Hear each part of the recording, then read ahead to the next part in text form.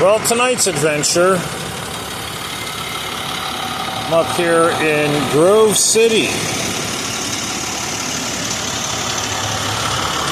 The 2008 GMC 4500 Express Extra Crusty Box Truck. Yes, this one's pretty bad. Ever see that happen before? Oh, things like it. Even the underneath. Man, oh man. It is, this is a real special one. Yep.